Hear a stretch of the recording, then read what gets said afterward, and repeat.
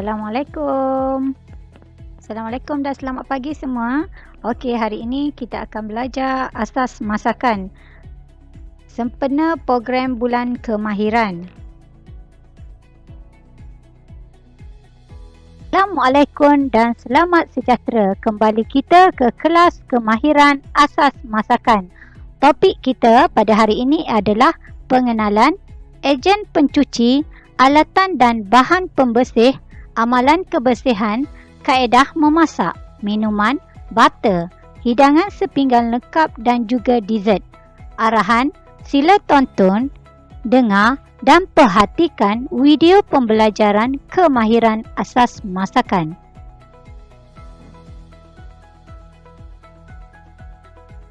Aktiviti dan objektif pembelajaran asas masakan program bulan kemahiran.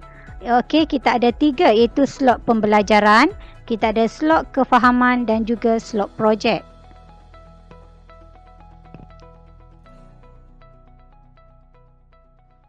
Dapur, ruang kerja yang digunakan untuk menjalankan aktiviti memasak. Aspek kebersihan dan keselamatan perlu dijaga sebelum, semasa dan selepas penyediaan dan penyajian serta penyimpanan makanan untuk mengelakkan berlakunya keracunan makanan.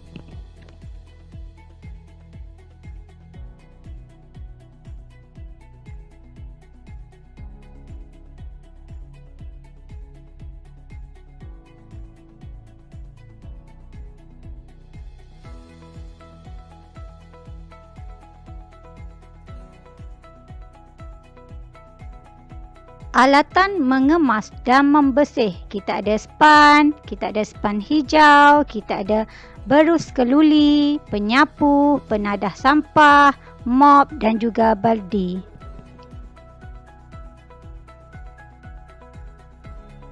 Amalan kebersihan di dapur terbahagi kepada 2 iaitu harian dan juga mingguan. Harian membersihkan peralatan memasak, sinki dan dapur. Yang kedua, membersihkan ruang memasak, meja kerja, dinding dan lantai. Yang ketiga, membuang sampah. Manakala mingguan, membersihkan peti sejuk, mengelap tingkap. Yang ketiga adalah membuang sawang pada siling. Kaedah memasak. Yang pertama, memanggang.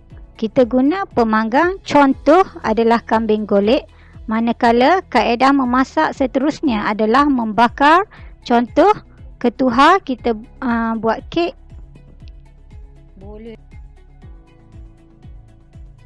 Kaedah memasak seterusnya adalah menggrill, kita guna grill, contoh makanan adalah sate. Kemudian kaedah memasak seterusnya adalah mencelur. Okey, contoh makanan adalah yon tofu. Kaedah memasak seterusnya adalah mereneh. Contoh masakan adalah bubur nasi.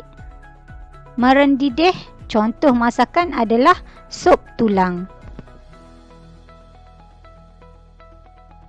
Kaedah memasak yang terakhir adalah mengukus. Contoh masakan adalah pau dan juga merebus. Contohnya buah Melaka. Okey, bagi kaedah memasak, menggoreng tanpa minyak. Contohnya adalah kacang tanah, sedikit minyak, contoh telur dadah, minyak banyak, contoh donat. Minuman. Minuman ialah cecair yang diambil untuk keperluan badan bagi kesihatan diri, membantu proses pencernaan dan mengekalkan fungsi sistem badan yang baik. Kategori minuman terbahagi kepada 3 iaitu berkhasiat. Contoh, susu, jus buah, minuman bercoklat dan juga bijirin. Manakala kategori minuman yang menyegarkan, contoh jus buah-buahan, sayur-sayuran dan juga kordia. Manakala kategori minuman merangsang, contohnya kopi, teh dan koko. Butter, campuran tepung dan cecair, iaitu air, susu atau santan yang diadun sehingga sebati, telur, lemak, serbuk penaik atau yeast boleh ditambah mengikut keperluan masakan.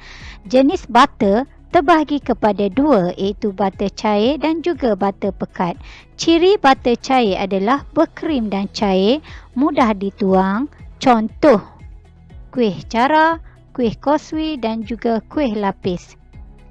Butter pekat, cirinya adalah berkrim dan pekat, lebih likat. Contoh, cucur ikan bilis, pisang goreng.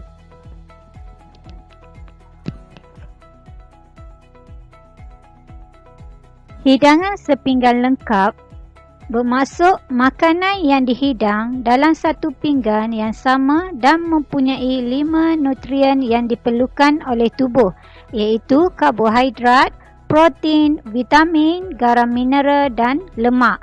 Contoh makanan adalah bubur ayam, burger, laksa dan juga nasi kerabu.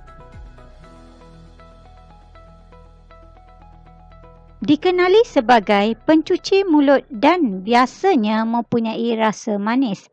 Kategori dessert adalah terbahagi kepada dua, iaitu dessert panas dan juga dessert sejuk. Dessert panas disajikan secara panas selepas siap dimasak.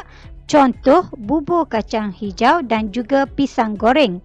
Manakala dessert sejuk disajikan secara sejuk, boleh dihias dengan buah, krim dan sos. Contoh, sagu, gula melaka, agar-agar ataupun puding. Okey murid-murid, sebelum kita tamatkan sesi pembelajaran kita pada hari ini, cikgu telah sediakan soalan uji minda. Soalan pertama, nyatakan 4 alatan yang digunakan untuk mengemas dan membersih peralatan dan ruangan di dapur. Soalan kedua, nyatakan 4 kaedah memasak. Murid-murid boleh tulis jawapan di atas kertas dan muat naik jawapan anda di dalam grup kelas masing-masing.